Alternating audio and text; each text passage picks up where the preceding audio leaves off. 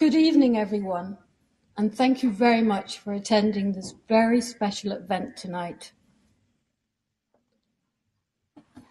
We're very honoured tonight to have Professor Graham Hughes, who travels the world speaking about this condition.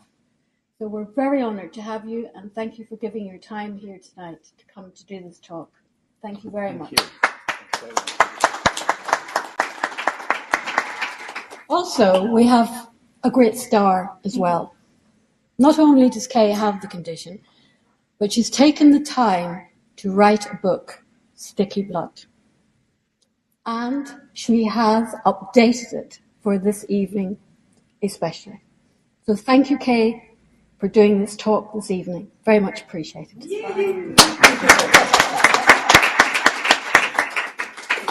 The talk this evening will be filmed only.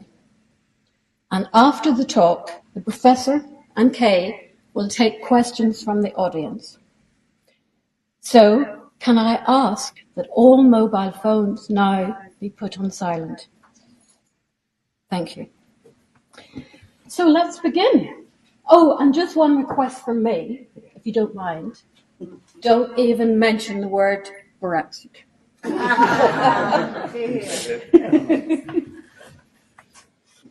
Thank you very much for those kind words. When you mentioned me as an expert in lupus, I must tell you something. Many years ago, I think it was at St. Thomas's Hospital, got an invitation. My secretary took the message. Would I go on the Richard and Judy show and talk about lupus? So I said, oh, I've never heard, what's that? And, they said, oh, it's very important. You must go there. So I rang the lady, and she said, oh, we're delighted you can come. We'll send a car for you to take you to Heathrow. And I said, Heathrow? He said, oh, yes, they do their films in Liverpool at the moment. So a big black car to Heathrow, and then a flight to Manchester Airport, and then a big black car to Liverpool, overnight in a hotel. Next morning at 7 or whatever it was, in the studio in Liverpool, they had me on a seat with a patient from Liverpool, actually, who had lupus. And they interviewed me, and this patient was fantastic. She talked non-stop about her lupus. And I saw the producer doing this and saying, time is up, and so they turned to me and said, we have a visiting doctor who's an expert on lupus. What do you think, Dr. Hughes? And I said, I agree. So, big back car back to Manchester. Flight to Heathrow and home. And when I got back to the department, all the junior fellows were in hysterics, I agree. So since then I've been, I agree. Before I go into serious things, Sandy will take me off for this. I must tell you about my visit to China. It's a true story. Years ago, I was invited to talk at a congress in China, and they were very polite on emails and things, and said, "Well, we'll pay for your business class. Do you have any special seat reservations?" So I think it was Sandy, looked up on the internet, jumbo jet upstairs with a window, 61A. So I wrote this on the return. And do you have any food preference? And I don't like cheese. I'm an odd person. And so I put no cheese because BA always serves cheese. And got to China, got into the Congress Center Hotel, got up in the morning, got to the conference, 500 people, and me in the front row, opened the brochure and had a picture of me. It said, Dr. Graham Hughes, 61A, no cheese. I think when I died. Before we talk about a patient experience, which is what we're here about tonight, I'd like to just give you a very quick background, and maybe one or two of you who don't know much about this, and I'll spend 2 or 10 seconds just going into it. For me, it was very exciting. I won a scholarship to... Oh, I must tell you another story. Those of you who are medical students or hoping to become doctors, you learn all about career structures and all the rest of it. Well, I wanted to be a cardiologist, and a job came up at the Brompton Hospital, and so I went there, best suit and tie, and the interview went very well. In the end, they looked at each other and said, "Oh, well, Dr. Hughes, we'd like to offer you the job." And I said, "Thank you." And they said, "But unfortunately, Dr. Jones isn't here today." And I said, "Dr. Jones, that wasn't the job I applied for." And there was a falling of chins, and they'd interviewed me for the wrong job. Well, it got very embarrassing then. They said, well, come back in 6 months and you may have a good chance, you know. And so I went back to the London Whitechapel where I trained, and my boss said, it's quite a coincidence, but I've just seen a scholarship advertised in the BMJ in rheumatology to New York.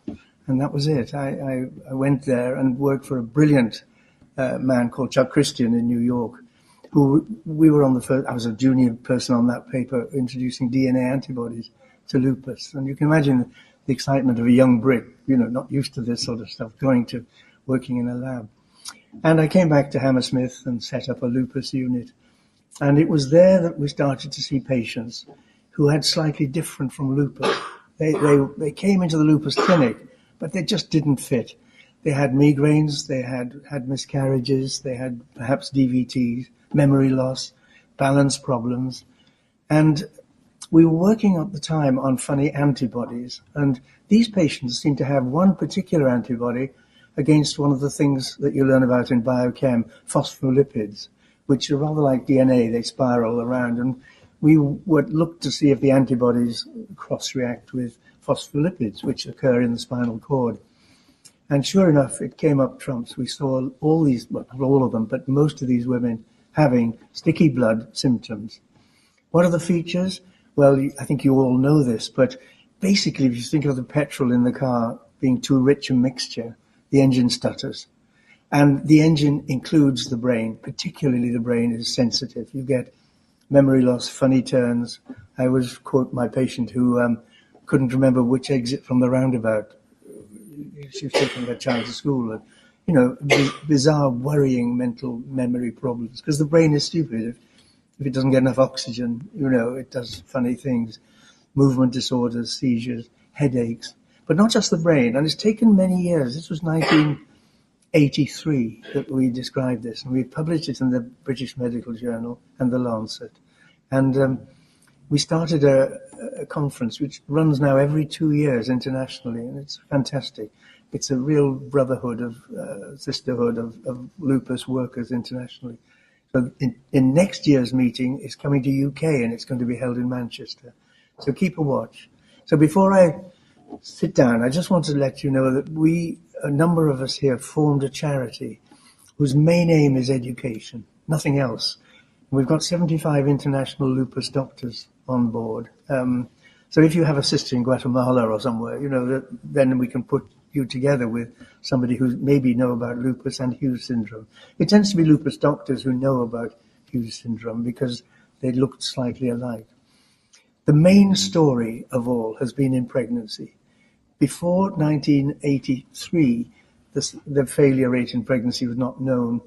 In 1990, they found that women with sticky blood had less than 20% chance of success because of recurrent miscarriages. The placenta got clotted up.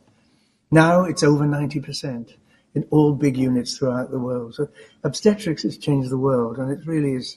And once a year at St. Thomas's, we used to have a baby party, which was great fun. It was always, you know, babies and jelly and vomiting and that sort of stuff. And we want to restart that. But what we are restarting are patients' meetings. We had a patients' meeting a few weeks ago, but if you would like to write back to us, we have the next one booked already for the 15th of March next year. We'll keep you posted on that. And with that, also I've been asked to say, is anyone here good at managing? We were looking desperately for a manager for this tragedy for this. Thank you very much. But I'd like to come over to Kay and hear the story properly from the patient's mouth. Kay, thank you. We're going to do it as a consult, we thought, and to ask you the symptoms, because I don't want to praise you, but I think your book, the edition that I've read, is fantastic. I think it is the best book on the subject, and it really is good. Kay, let's start with medicines. Are you on any medicine at the moment? Oh, loads. Yes. Because as well as Hughes syndrome, I've ended up with diabetes, Sjogren's, thyroid problems. Right. And I'm on currently about 24 tablets every day. Right. But I don't mind as long as they keep me well. Yeah. What do you do? Are you working full time now? I work part time, but it is my business, so I can get away with that. Right. But I am managing director of an engineering company. Right. It's a very stressful job, and I seem to be able to manage it. Yeah. I work with people to help improve apprenticeships. I'm on a Lincolnshire board of manufacturers. We're looking for a manager for our books in my spare time. I can't fit anything else in. I'm not allowed to. Well, let's go into the history. Any childhood illnesses of note? Anything? Not really, no. No I was a very tonsils, fit and healthy child, yes. and I was known for not catching things that other people had. Right. When would you date the first, if you think back? When I think back, it was when I was a teenager. Really? I think when I was 14, I started having migraines. But in those days, it was just a headache. Yeah. Nobody took much notice Yes. anyway. But I do remember one time that was really bad. My head hurt so much. And I got home and my mum and dad had gone out. I was locked out. Yeah. And I stood in our garden and banging my head against the wall because that was the only way I could stop the pain. Yeah. Just to give myself a different pain. And I even switched the hose pipe on and stuck my head under that as well, which didn't take it away, but it diverted me from it. Yeah. And I was only saved by a neighbour who used to be a nurse, who took me into her house and found me some aspirin, funnily enough. Right. And Did it they settled. aspirin settle it? It did settle, yes. Interesting, yeah. Did that go on through your teens, or did Through it go my away? teens, I had these headaches quite often, but nobody took any notice in those days. Yeah. It was just a headache. No. Did you miss school and college and things? Or No. you went through? No, if I had a headache, I still had to go in those days. We didn't get off. Did it ever go away, the headaches? It did, yes. It sort of disappeared by the time I was sort of 20 odd. Right. It had disappeared completely, the headaches then. Yeah. But I did used to have weird little absences. Okay. I don't think other people noticed that much. But I'd be talking to somebody and suddenly I'd sort of come to and think, I have no idea what you're talking about. And I do still occasionally do that. Right. Just sort of go, I don't know what you were saying. More than anyone else in the family? And people think you're not paying attention, but it isn't that. Yeah. Have you heard of temporal lobe epilepsy? I have heard of it, and I've often wondered about Yeah. it. You know, this temporal lobe epilepsy is a funny sort of seizure of the brain where you get absences, you know, what's happened in the last 10 seconds or 15. You're supposed to get other funny things as well, like déjà vu phenomenon. Yeah. Did you get that Yes, as well? I remember that really well as a child. One of my patients, she's got temporal lobe epilepsy, and she's an EEG technician. And it's when she was 20-something, she was training, and she tested her 3 siblings, and they all had temporal lobe epilepsy. Funny little spikes, which give you an absence. And then you click back in again, don't you, actually?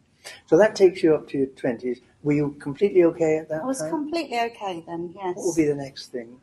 The next thing would be when I was expecting my first child. Of course, yes, that was in my early 20s. Yeah. I got towards the end of it Yeah. and I had to be admitted to hospital with preeclampsia. Yeah. And at that stage, I wasn't overweight in any way, shape or form. Yeah. I was just a normal, slim 23-year-old. Yes. And I had to spend the last week of my pregnancy in hospital. And then when he was born, he only weighed 5 pounds 9 ounces, even though he was full term. Yeah. And all the nurses were questioning me. What have you been doing? I had a fish and chip shop at the time. Yeah. And they said, what have you been doing? Why is this baby so small? Yeah. Have you been drinking a lot of coffee? Have you been smoking? What have you been doing? And I couldn't answer them. And I said, well, I worked up until the day before I came into hospital. Could it be that? And they, oh, you shouldn't have worked. You shouldn't have been working. Yeah. You should have been resting. Yeah. So I really got the blame for it Yes. and felt terrible. Yeah. But yeah, he was a tiny baby. Did you go on to have more pregnancies at all? Yes. Funnily enough, I never had a miscarriage. Right. Michael, my son, who's here tonight, and my daughter, who has got stuck with a train on the train with a tree falling on the track and then catching fire as well, to add a measure. They were both born with no incident, normal weight, Right. fine. Yep. And then I just had to go and ruin it all by poor Peter, by having another child, Yeah. because I had 4 in 5 years. Yes. I just love babies. Yes. And it all went terribly wrong. What happened? It was going to be a home birth. I got to 29 weeks. My blood pressure was so high, they whizzed me into hospital. I spent all the rest of my pregnancy in hospital. And at 34 weeks, he had to be delivered, basically, because I had preeclampsia really badly that time. And, I think he was £4, 2, I think. Yeah. After all that, after the last pregnancy, were you okay for a while? I was okay for a while after that. What was the next thing? The migraines returned. Right. And then we went on a holiday in 1997, and I would be 35. Yes. We went on holiday to Florida. First time I'd ever been actually on an aeroplane, I think. Yeah. And, of course, it was a very long flight. I didn't have any ill effects. I came back, but that was when I started being ill, after I came back. Interesting. Yeah. I started waking up in the night with terrible dizzy turns and being sick. And then I'd go back to sleep again, and then nothing would happen for a while, and then it would happen again. And then the migraines really ramped up. And then little by little, I ended up with all the symptoms of multiple sclerosis. Right. What were they? What were you getting? Everything I could read about multiple sclerosis, it seemed I had it. I convinced myself that was what was wrong with me. Pins and needles? I had pins and needles, numbness, double vision. I saw things like raindrops across my vision. Yeah. My family made me go to the optician. He gave me some glasses to wear. I put them on, full of excitement. It was just the same. I was having visual disturbances where I saw a little cog shape in the corner of my vision. Did they call it MS? They didn't exactly call it MS, but they did test me for it. They did an MRI scan of my brain and said, we don't think it's MS, but the jury was out. They didn't really know what it was. Did that go on for a long time? That went on for a very long time. 2 years, in fact, I had of that. Did they have an MS clinic? Did you go to an MS clinic? No, they sent me to an eye doctor next. Right. And he was very good. He did loads of tests on me. Yeah. He told me my eyes weren't working together properly. Something was wrong, but he couldn't work out why. Right. So he did his best for me, and he said, I just don't know why, but I know there's something wrong. Good. And if you ever find out what it is, please let me know. Good. Yes. So when I wrote my book, I sent him a copy. That's fantastic. What organ next? Or did it all happen together? Or was it a spell again? It wasn't an organ as such. It was more my muscles, my joints. It was the days of milk bottles. Yeah. And when I went to put empty milk bottles out, it felt like I got full litre bottles of Coke I was lifting outside. Right. Everything felt so heavy. It was like I was lifting weights all the time. I tried to put the tray in the oven with the Sunday joint on, and I could hardly lift it. I tried to peel potatoes, and I hadn't got the strength to do it. Michael used to end up doing it. Yeah. Did they give you a label at that time of diagnosis? No, I just kept going to the GP with my list of what had happened. I used to keep a notebook of what was happening, and he'd shake his head and say, I don't know what to do. Right. I just don't know what to do. It's honest, at least. He sent me to a general person who he thought would be able to help me. He said, this is who I'd send my wife to if she was in your shoes. Yes. He suspected MS still, I think. Right. Sent me to him, but sadly, I thought he was going to be the answer to the whole nightmare. It wasn't. But instead he said I was clinically depressed. Oh, great. And I remember shouting at him and saying, I'm not depressed, I'm ill. Yeah. I'm ill. And he wouldn't listen to me. Yes. So that was pretty awful. If we go from top to bottom, we talked about the brain, headaches and so on. Was memory dodgy? Memory was terrible. We joke with the family. I would forget things that had happened the day before and then tell someone off for not doing it. Mm-hmm. It would be, and then I'd look at my calendar where I wrote things down because I knew I wasn't very good at remembering, and then realise that the electrician that should have come on that day did come on that day, and then suddenly it would come back to me, yes, he was here, wasn't he? I'd phoned him up and said, why haven't you been yet? Did you say funny words or? Yes. My main one is a really interesting one, and I still do it now sometimes. And that is, instead of hospital, I'll say prison. Gosh. I don't know why that is, but Fascinating. I, Going down the body, we've talked about the eyes. Ears, balance, any problem? yeah, just general dizziness, Okay. really. Ringing in the ears, does that ever I happen? didn't have No. that, no. Chest, any heart things or angina? Well, I had this pain that I didn't know what it was. It felt like stitch that you get when you're a child and you've been running too much. But it was in my chest and it went right through to the middle of my back. Right. And it was awful. I'd just sit there thinking, God, this is just so painful. And I now know it as angina. It wasn't investigated at all, no. Okay. I did say about it, but I was young. Yeah. Nobody thought I'd got angina. When did the tests start showing up anything? When I had a heart attack. Well, how old were you when that 37. Right. I was 37. I'd been poorly all this time. My poor husband was sick to death of me, always being ill. I drove home from work to see the Arga repairman who was there. And I walked into my kitchen and I said, God, I can't believe this. I think I'm having a heart attack because I just knew. And then the next thing I did was went and got in my car and drove round to the surgery around the corner. And I got out of my car and walked into the surgery, said hello to an acquaintance as I went in, said, I think I'm having a heart attack. They let me through into the passageway and then I just collapsed in a heap on the floor. But still nobody believed I was having a heart attack. I was taken through into another doctor's room that was empty and told to sit there because they'd got a man who they thought was having a heart attack, an older man who fitted the criteria, and they were busy testing him. He didn't have it. He didn't have angina. And then they tested me, and they said, oh my God, and then everything went crazy. Yes. And I was whisked off to hospital and I'd had a heart attack. What did they find? Do you know? Did they tell you? They didn't tell me a lot at that time, but then I was just literally sent home. Right. I took it a lot easier. I'd had heparin in hospital. Oh, yeah. And that was amazing because suddenly I could read a book and I hadn't been able to read a book for so long. But suddenly my eyes were clear and I could read. That's a flash of lightning. That's so important. So important. How long were you on heparin for? Just while I was in hospital. As soon as I was walking about and came home, that was it. I wasn't on heparin anymore. When did the diagnosis come about? Well, then 6 months later, I was in a local town doing a bit of shopping. It was cold weather.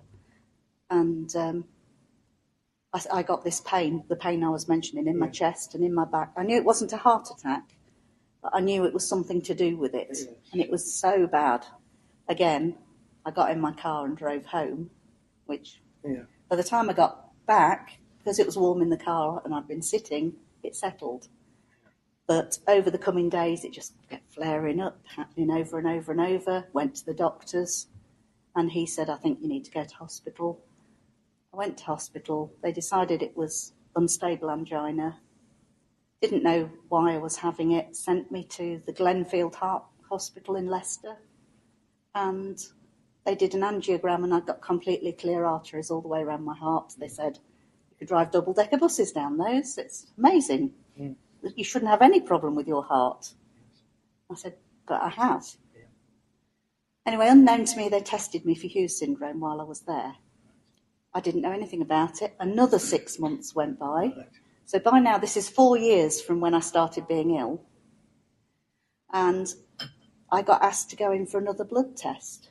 I went for another blood test, and then they said to me, you've got a blood clotting illness. You need to take aspirin and look out for clots.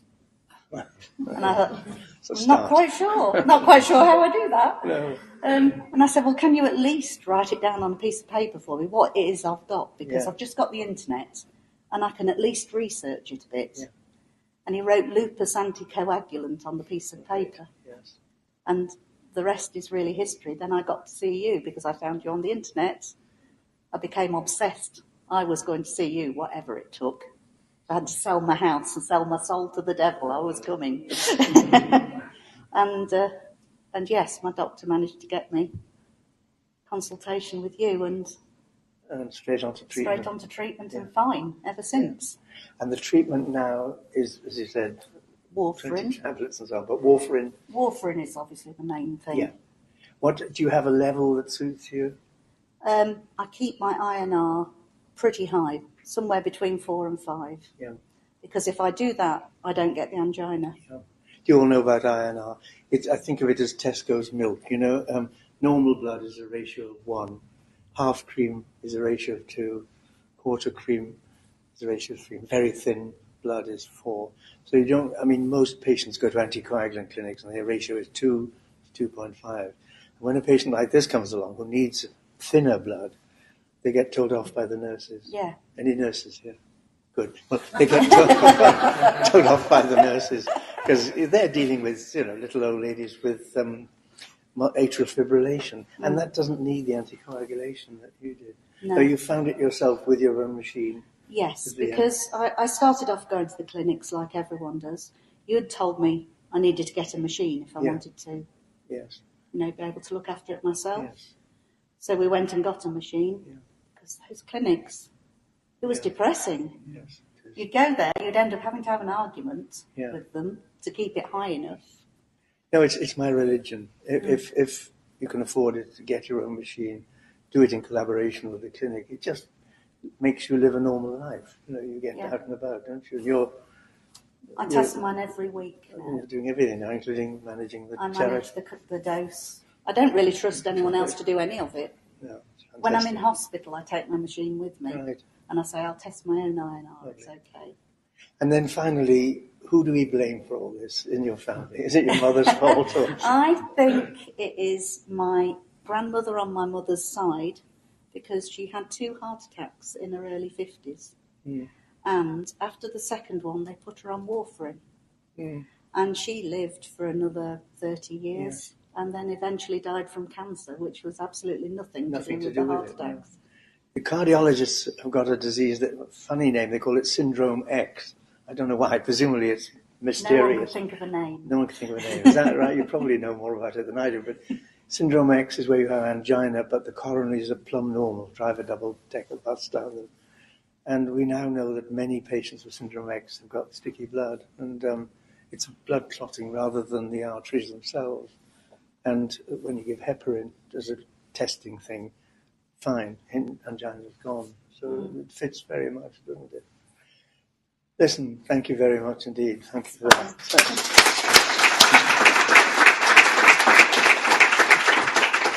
Are there any questions? Yes. Do you think that it would be good to have the self-testing machine when you're on rivaroxaban, which Yes. I went straight onto that, not onto what, because it's mild up. Right. Because I don't like the 20 milligrams of rivaroxaban because it's a tough drug. Yes. I would say. Sadly, the answer is no, unfortunately. INR testing is only for warfarin. Okay. And although I mentioned that the media hate warfarin, they call it rat poison and so on, it's life-giving in so many of our patients. And the big plus about warfarin that we forget to tell patients is that you can control your own life. You can control your own thickness of blood by the dosage. Now, there are people who can't tolerate it, and the INR goes up and down, but the big hope is that the new ones like rivaroxaban are going to be the answer. And they are doing a lot of good, but we still think some patients, maybe, I don't know if you tried it at any stage. No, I've never tried it, but I speak to a lot of patients. Okay. And it wasn't that one, it was Eliquis, is Eliquis the same thing? Elixaban, I think. They've been taken off warfarin and put onto that, and then she immediately had another pulmonary embolism straight away. Yes. So. It's very anecdotal, and there's only one good trial so far with the new oral anticoagulant versus warfarin, and that comes from Dr. Cohen and colleagues at UCH. And she, unfortunately, the trial was a failure. It didn't show any superiority over one drug over the other. But there are other trials starting. But we do hear that there have been a number of patients with bad clotting problems who stopped warfarin, gone on to the new drugs, and had another clot. So the jury is out. With it fine, and I was so happy when they reduced it to 10 milligrams. and it was fantastic because I'd done all the testing. I think I'm mild, but I've only been diagnosed with the Hughes syndrome 2 weeks ago, and she put me back on to 20, and it's terrible. Like the buzzing in the ears, and you get breathless while your body's adjusting to it. It takes a lot to get used to it in the first week or two. It's a feature of all our patients, actually. Everyone is a different dose, and if you're getting those sort of side effects, you've got to tell them because the dose is wrong.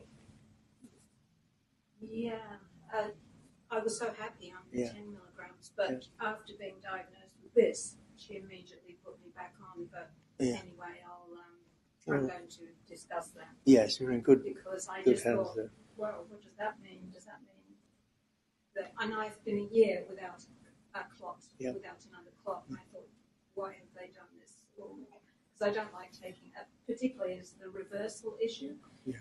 The NHS is not. Doesn't have the reversal for the brain bleed if you fall over, which is available. It's in America, and that bothers me. That's scary, and I've read on the blog, the lady's blog, where she's somewhere, the Health Unlocked. A lot of people feel the same way. They're scared because you feel like, what if I get knocked over? Accidentally in the street, and you have a brain bleed, and there's no reversal for it, which there is for warfarin. That is scary.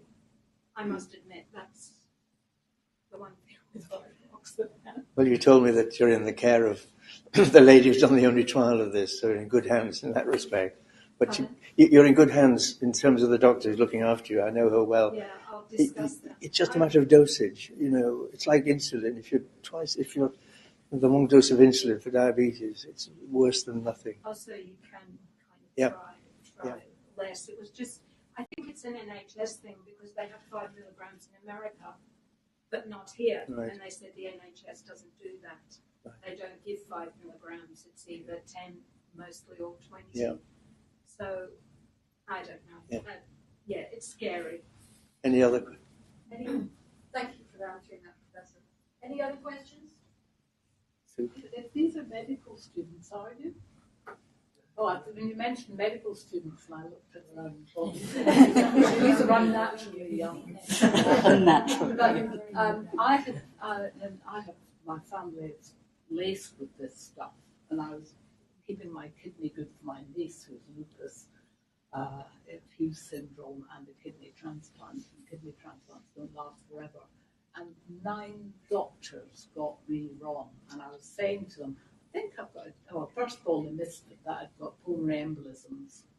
And then, even though I was saying to them, I think I've got a DVT in my leg, because I haven't in my family. Another 2 doctors told me I didn't have, and I didn't have family history. So I think, then I've gone on to develop other problems, which is very annoying. But I think one of the problems is that we all seem to be different, and how can we find common features that help them to find us earlier? Because I read that the average lupus patient takes 6 years and 4 months to be diagnosed out there. It's a fact. It's slowly getting better. I mean, it's a new disease, isn't it? I mean, lupus is 150 years old. This is only 34 years old, and I'm still very frustrated at how slow it is in getting out there. I really am frustrated by that, but maybe I'm wrong. Maybe this is the way that medical education grinds slowly forwards. I don't think there's an excuse for it. I think we now know, I mean, a colleague of mine in Portugal, Porto, said that this is the major common disease of this century. I mean, in Porto, Lisbon, they see endless cases of antiphospholipid syndrome. So people are picking it up now. And what we talk about is 1 in 5. And this is roughly true. 1 in 5 cases of young angina due to sticky blood. 1 in 5 cases of stroke in under 40-year-olds is this. Preventable. 1 in 5 cases of teenage epilepsy, antiphospholipid. 1 in 5 cases of recurrent miscarriage, antiphospholipid. So these are all just the body being stupid. It's not getting enough oxygen.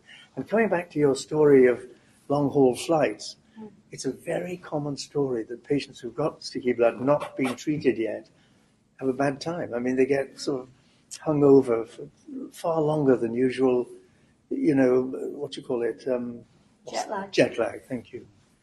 And one or two of our patients, I've got a couple of air hostesses who have it, and they, I don't know if this is common knowledge, they get puff of oxygen behind the curtain from time to time and keep them going, But a lot of my more neurotic patients, i.e. doctors, will take a shot of heparin before a long-haul flight, and that's fine. There's no problem. But these are all people finding their own way forward and around these things. Sorry. What are the big differences between lupus and Hughes syndrome? I mean, Yes. symptom-wise, is there? That's a very important question. Same old figure, 1 in 5 lupuses have got sticky blood. So if the lupus patient, and lupus is more skin disease, kidney, more widespread thing. The blood tests are completely different. Lupus is anti-DNA, and that's the hallmark of lupus. And the good news is if you're diagnosed at the age of 20, 30 with sticky blood and there's no lupus, you will not get lupus. It doesn't develop into lupus. So that's reassuring. What we do find is that, I call it the big three. There's 3 conditions that we see all the time. Sticky blood, Hughes syndrome, Sjögren's syndrome, which you may have heard of, which is dry eyes, dry mouth, and aches and pains, which you went through. Mm. That's quite common, and it's sort of a mild version of lupus, and people think maybe it's lupus, but it's not. But Sjögren was a Swedish eye doctor, and he found people didn't make enough tears, and they got irritable eyes. And it's the same. And the third one is a lazy thyroid. So, and it's very interesting, hypothyroid. So I always tell my med students, and they all cause fatigue. So you think you've caught it, you've found the sticky blood, you give heparin, then aspirin, then warfarin, whatever, and they feel still tired. You may be missing a lazy thyroid, which is so treatable, or Sjögren's, which is quinine, dead simple. So, anyway, but the Sjögren's is gone now, has it? The aches and pains? No, I have that constantly. Right. The worst thing, I've talked to lots of people. One girl online on a Facebook group put, "Does anybody else have pains in their feet?" Yes. Oh my God, it went crazy. Everybody was, well, yes, I do. And it was all people saying on the tops of their feet. Yeah, tendinitis. These. Yeah. It feels like your bones are going to break. Yes. That's the feeling. And when I've been sat for a long time in the evenings and I stand up and start to walk around, I'm like, yeah, it's very common, and very common in autoimmune diseases to see tendinitis. Mm. There is a small group of patients with Hughes syndrome who get bone fractures in the metatarsal, and it's called March fracture. It's what soldiers get on their first long haul walk, and for some reason it's bizarre. Maybe the bones are not getting enough oxygen, and they fracture the little metatarsal. But I had a young lady doctor last year, a physician from Denver, came over with Hughes syndrome, and I forgot to ask her, but in the end I remembered, have you ever had a fracture? Oh gosh, yes, 7 times metatarsal fracture. I'm a jogger, and I keep breaking my metatarsal. Stop jogging. So in your case it sounds more tendon, actually. Yeah. Any other questions? Any other questions? Yes.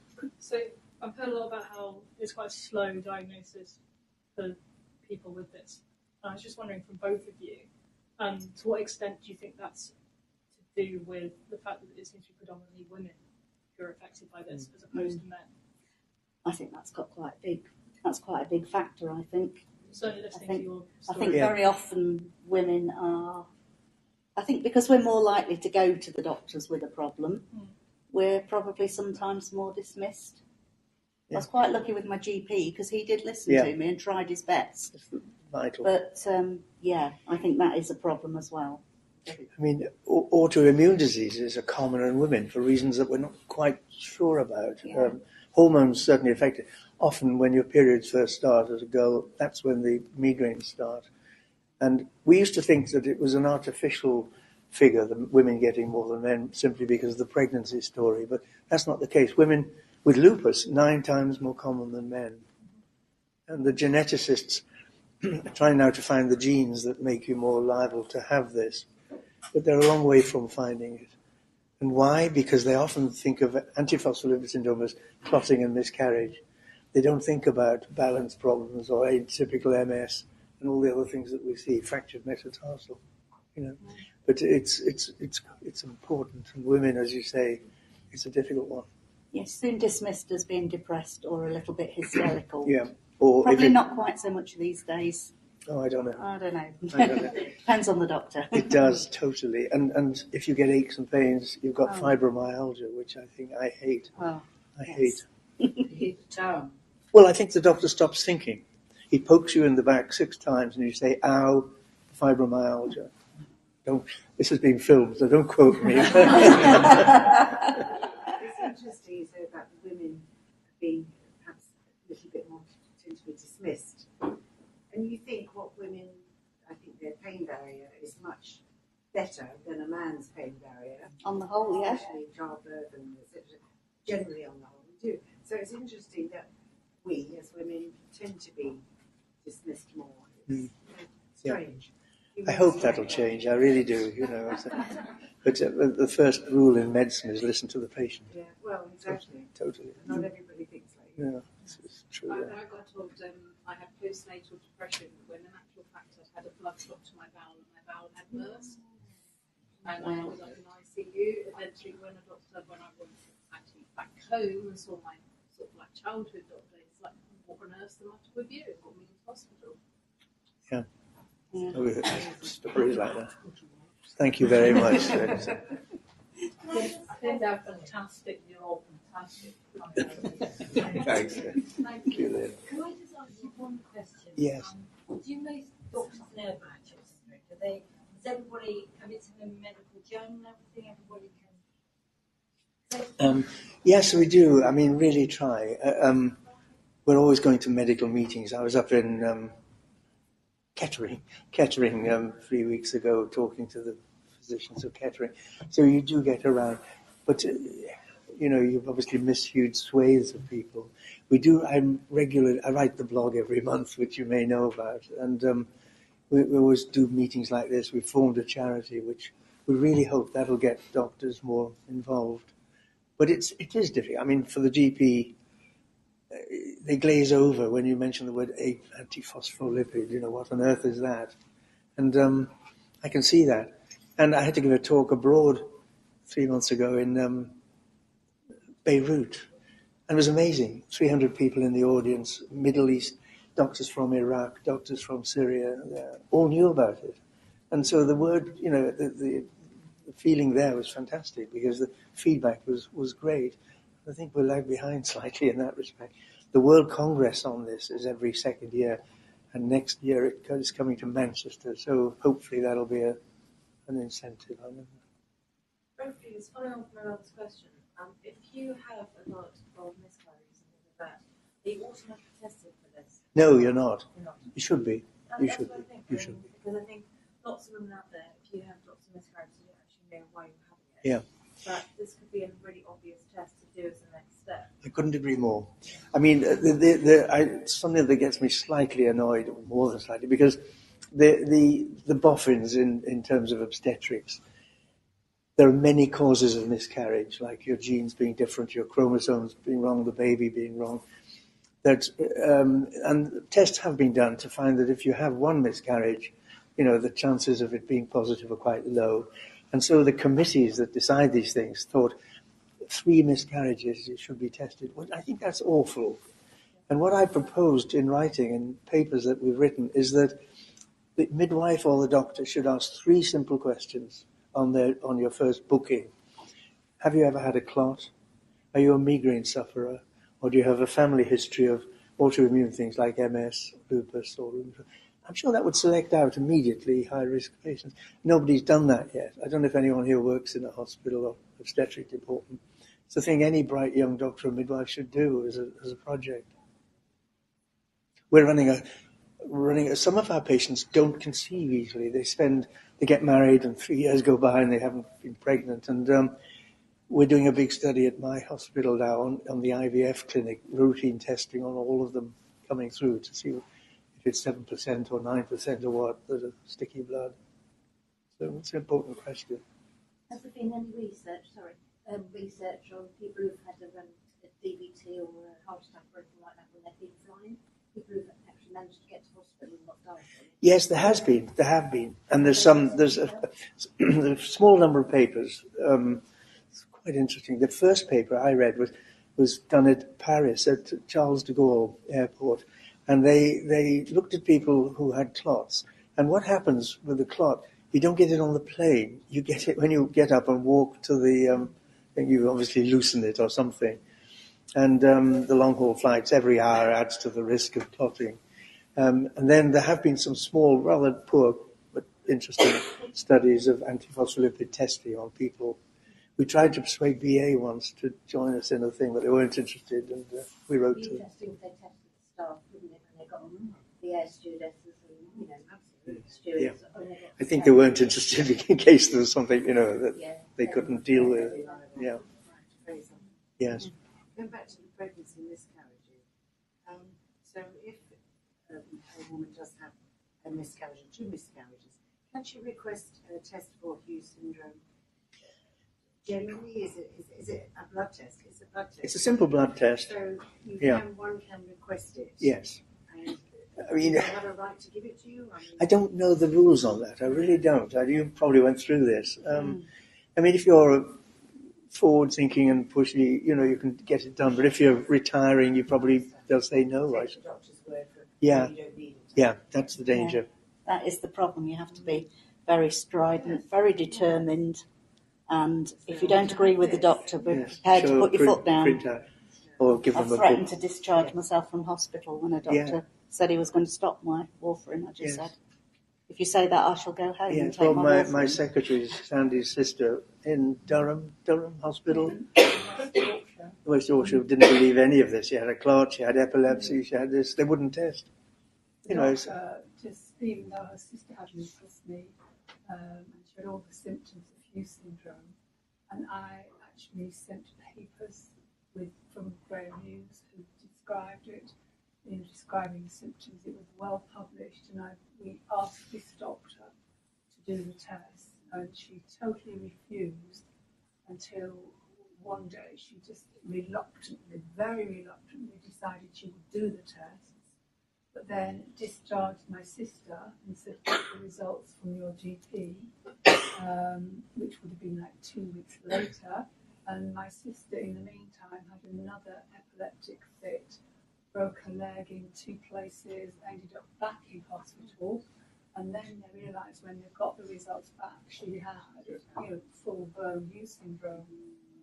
So, it's a financial thing? Is that why? No, that was just a difficult doctor. Yeah. If I'd had the money, I would have sued her because she actually caused a lot of heartache for my sister and put her back a long time. And if she'd only done that test early when we first asked and put her on the right treatment, she's now on warfarin, but and obviously recovered from the broken leg, but it's knocked her confidence massively. It upsets me when I see it. But it's so silly if it's a simple blood test. Yeah. And it's cost effective, but it's not. Unfortunately, they should do it. They owe it to us to do it to the public. I know. They should not. I was asked at the international conference 2 years ago to predict 2050. What would be your prediction? And I thought that this test should be over the counter. Don't need a doctor. And that's one of the predictions, I think. Alzheimer's, many cases are actually Hughes syndrome, or many, but certainly so there are many things. I think we should buy your book and then shove that under the nose of the nurse there. The problem with the shoving my book under people's noses is they say, well, that's not a doctor that's written that. So, Do they say that? Yes, they do. And I had that with your papers. They didn't want to know. No, she felt she knew plenty enough and didn't need me. Have you seen this book that's top of the hit parade? It'll hurt you a little bit. Have you seen that? There's a book that's bestseller for the last 24 weeks. It's written by a young doctor, and it was This May Hurt, I think it's called. This is going to hurt. And I was lent it by somebody last week, and I read it, and they've got the antiphospholipid syndrome in it. So I thought, we're getting there. Well, last 2 questions maybe. Or? If you were concerned you pay for it privately. Yes, Yes. yes. You just request the test and Yes. that's that. And bypass Yeah. all of it. Totally. Not the NHS. Totally. I mean, I was in the NHS for 45 years, and I retired. And I'm in a private hospital now, and as a doctor, it's bliss. It's bliss. I mean, it's how can we help you, not how can we hinder you. And I love it. Yes, it's a rip-off. The prices for tests are expensive. I mean, a blood test should cost £10 or something. I think it's 25 or 30. But for the sake of what you've been through, you do it. Don't do that Mallorca holiday. Get properly treated. That's something that always dismays me. Yeah. When I'm talking to people online, sometimes I'll say, if you really can't get there on the NHS, then for goodness sake, save up, sell something, do whatever you've got to do, Yeah. go and see someone private because it's your life. Yeah. You may die in the meantime. Yeah. And sometimes people will still say, oh, no, I can't do that. But as you said, Yes. the holiday in Mallorca will still happen, I'm sure. Yeah. I know there are some people that just couldn't afford it, but Yeah. some of them certainly can and Yeah. are silly enough to think other things are more important, and nothing is more important. Yeah. Any last questions? The newly diagnosed people, I know what has life been like after your diagnosis and the journey to this book and the second edition? It's been amazing, actually. Yes. When I was first diagnosed, my dose of warfarin wasn't enough, and my INR was kept sort of the high 2s. And at that time, I still had angina. Everything was a lot better than it was, but I still had all the symptoms, but not as much.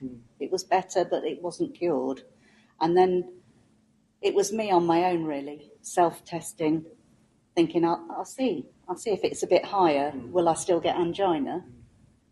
And I think I told you that I was going to do it, and you said, well, yes, by all means, if you want to do that. Yeah.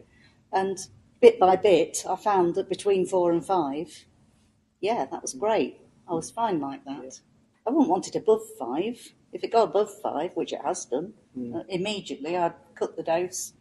But the other thing that people get told to do is to miss a dose. You miss a dose, your INR plunges to 2, just like that.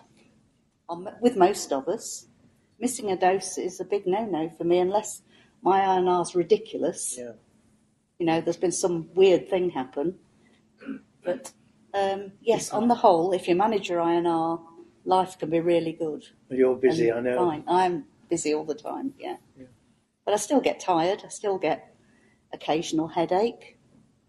And if I get a headache, on top of the fact that I take, I call it Plavix because it's easier to say than the real name. Yeah. On top of the fact that I take Plavix and warfarin, if I still manage to get a headache, despite all that, I'll take 1 baby aspirin, and it works like magic. Yeah. It's just like a magical thing. Which shows that many of our patients do need more intensive, just treatment. a little top-up, because something's going on. The disease has become more active or something. There's millions of statistics on warfarin, and 4 is the magic figure. Over 4, there is a risk of bleeding. Unfortunately, that's usually in older people, and you don't want to go there. But I'll tell you a terrible story. I had a lady at St Thomas's came in with bruising, so we did her Hughes syndrome on warfarin. We did her INR. It was 17. So we all had heart attacks, and she said she'd never felt better in her life. She could have composed a symphony. I'm not recommending that to tell you. Any last questions, people? Thank you. What do you think about turmeric? Well, it has an effect. It's not pharmacological effect.